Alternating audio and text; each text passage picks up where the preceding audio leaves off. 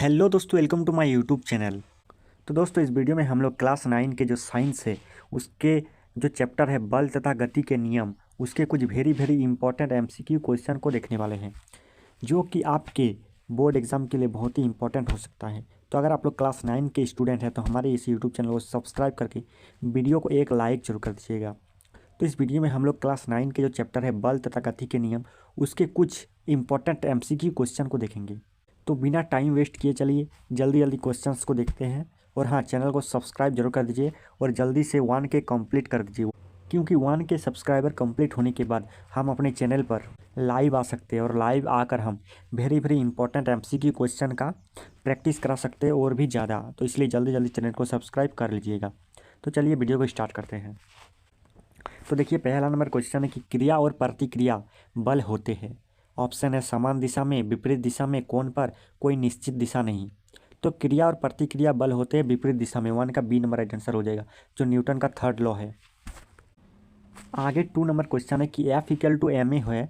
तो F equal to M A में F को दर्शाता, यानी एफ इक्वल टू जो एम ए फार्मूला है उसमें एफ क्या दर्शाता है? एफ जो दर्शाता है वो दर्शाता है बल, यानी फोर्स। यानी 2 का बी नंबर राइट आंसर हो जाएगा, बल। आगे 3 नंबर क्वेश्चन है कि F equal to M A में ए का अर्थ है। तो देखिए, एफ इक्वल टू जो एम ए होता है वो ए मतलब होता है त्वरण, ए इक्वल टू त्वरण। एम इक्वल टू होता है द्रव्यमान और एफ इक्वल टू तो बल होता है। यानी एम इक्वल टू होता है क्या? द्रव्यमान, और ए इक्वल टू होता है त्वरण। यानी 3 का राइट आंसर हो जाएगा सी नंबर, त्वरण। आगे 4 नंबर क्वेश्चन है कि न्यूटन के प्रथम नियम को क्या कहते हैं? तो न्यूटन के प्रथम नियम को जड़त्व का नियम कहते हैं। यानी 4 का सी नंबर राइट आंसर हो जाएगा, जड़त्व का नियम। आगे 5 नंबर क्वेश्चन है कि गतिज ऊर्जा किस पर निर्भर करती है? ऑप्शन है द्रव्यमान और त्वरण, द्रव्यमान और वेग, दूरी और बल, ऊर्जा और बल। तो गतिज ऊर्जा जो होता है वो होता है half M V square, half M V square होता है। तो एम मतलब हो जाएगा द्रव्यमान और वी मतलब हो जाएगा वेलोसिटी यानी वेग। तो 5 का राइट आंसर हो जाएगा द्रव्यमान और वेग, यानी 5 का बी नंबर राइट आंसर हो जाएगा, द्रव्यमान और वेग। आगे 6 नंबर क्वेश्चन है कि किस बल के कारण वस्तुएं पृथ्वी की ओर गिरती है? तो किस बल के कारण? गुरुत्व बल के कारण। यानी 6 का सी नंबर राइट आंसर हो जाएगा, गुरुत्व बल। आगे 7 नंबर क्वेश्चन है कि न्यूटन का प्रथम गति नियम किस सिद्धांत को दर्शाता है? ऑप्शन है त्वरण, जड़त्व, गति, ऊर्जा संरक्षण। तो 7 का बी नंबर राइट आंसर हो जाएगा, जड़त्व। आगे 8 नंबर क्वेश्चन है कि गति में वस्तु के वेग में समय के साथ परिवर्तन को क्या कहते हैं?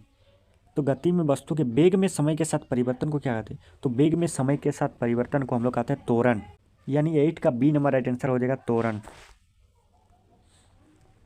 आगे 9 नंबर क्वेश्चन है कि घर्षण बल की दिशा होती है। तो 9 का ऑप्शन है गति के दिशा में, गति के विपरीत दिशा में, ऊर्ध्व दिशा में या गुरुत्व बल की दिशा में। तो 9 का राइट आंसर हो जाएगा बी नंबर, गति के विपरीत दिशा में जो होता है वो घर्षण बल की दिशा होती है। यानी 9 का बी नंबर राइट आंसर। आगे 10 नंबर क्वेश्चन है कि गति इक्वल टू दूरी प्लस समय। तो इसका मात्रक क्या होगा? तो यहाँ पर गलत है, यहाँ पर जो है वो गति इक्वल टू दूरी बटे समय होगा। यानी यहाँ पर बटे हो जाएगा, दूरी बटे समय। तो गति इक्वल टू दूरी बटे समय हो जाएगा। तो दूरी का ऐसा मात्रक मीटर हो जाएगा और समय का ऐसा मात्रक सेकंड, यानी इसका मीटर पर सेकंड राइट आंसर हो जाएगा। यानी 10 का ए नंबर राइट आंसर हो जाएगा, मीटर पर सेकंड। आगे 11 नंबर क्वेश्चन है कि गति में वस्तु को रोकने के लिए किस प्रकार के बल की आवश्यकता होती है? तो गति में वस्तु को रोकने के लिए जो बल की आवश्यकता होती है वो है घर्षण बल। यानी 11 का ए नंबर राइट आंसर हो जाएगा, घर्षण बल। आगे 12 नंबर क्वेश्चन है कि एफ इक्वल टू दिया है 10 न्यूटन और एम इक्वल टू दिया है 2 kg। तो ए का मान बताना है। तो हम लोग जानते हैं कि एफ इक्वल टू जो होता है वो होता है एम ए। तो अगर हम लोग ए बराबर निकालेंगे वो होता है F by M. F by M, F दिया है 10 और एम दिया है 2। तो 2 से 5 बार में कट जाएगा, यानी 5 मीटर पर सेकेंड स्क्वायर इसका राइट आंसर हो जाएगा। यानी 12 का जो राइट आंसर ए नंबर हो जाएगा, 5 मीटर पर सेकेंड स्क्वायर।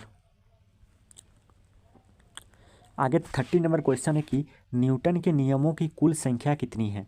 तो न्यूटन के नियमों की कुल संख्या कितनी है? तो 13 का जो बहुत ही इजी क्वेश्चन है, 13 का आंसर आप लोग कमेंट कीजिए कि न्यूटन के नियमों की कुल संख्या कितनी है। तो आप लोग 13 का आंसर आप लोग कमेंट कीजिए।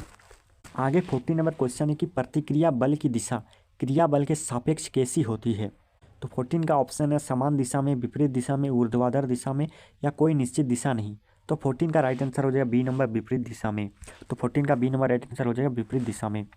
तो ये रहा कुछ very very important MCQ question class 9th के, जो चैप्टर है बल तथा गति के नियम।